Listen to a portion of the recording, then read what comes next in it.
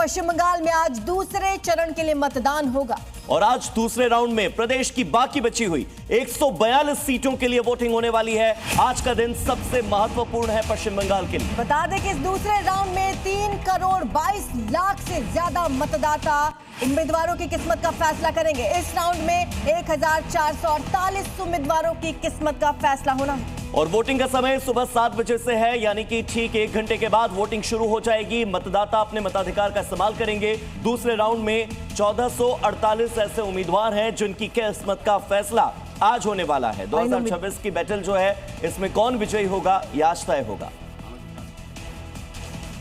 पश्चिम बंगाल चुनावों के दूसरे चरण में 3 करोड़ से ज्यादा वोटर 1448 उम्मीदवारों की किस्मत का फैसला करेंगे। मतदान निष्पक्ष हो, इसके लिए चुनाव आयोग ने सुरक्षा के कड़े बंदोबस्त किए हैं। सभी बूथों पर सुरक्षा बेहद कड़ी की गई है। अर्धसैनिक बलों के जवान बख्तरबंद गाड़ियों में फ्लैग मार्च कर रहे हैं। मुख्यमंत्री ममता बनर्जी चुनावों के दूसरे चरण में भवानीपुर विधानसभा सीट से मैदान में हैं। उन्हें बीजेपी नेता शुभेंदु अधिकारी चुनौती दे रहे हैं, जो नंदीग्राम से भी चुनाव लड़ रहे हैं। इसके अलावा आज सभी उम्मीदवारों की किस्मत ईवीएम में कैद हो जाएगी।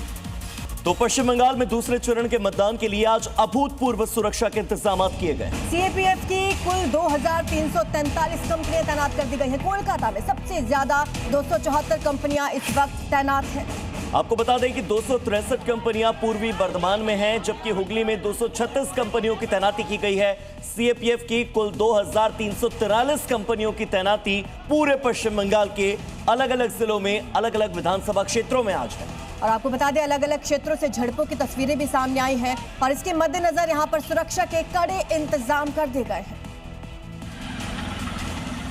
तस्वीरें बंगाल की हुगली की हैं। जिले में 18 विधानसभा सीटों पर वोटिंग है। शांतिपूर्ण और ज्यादा से ज्यादा वोटिंग के लिए चुनाव आयोग ने सुरक्षा का पुख्ता इंतजाम कर रखा है।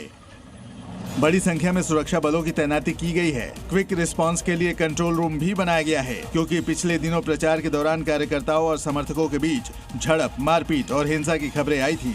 इसलिए एहतियातन चुनाव आयोग पूरी तरह से एक्टिव मोड में काम कर रहा है। इधर हुगली की हर विधानसभा सीट पर चुनाव आयोग की पुख्ता नजर बनी हुई है। जिले की जो चंडीतला सीट है, वहां पर जवानों ने शाम होते ही मोर्चा संभाल लिया। आइए दिखाते हैं आपको कल की तस्वीरें।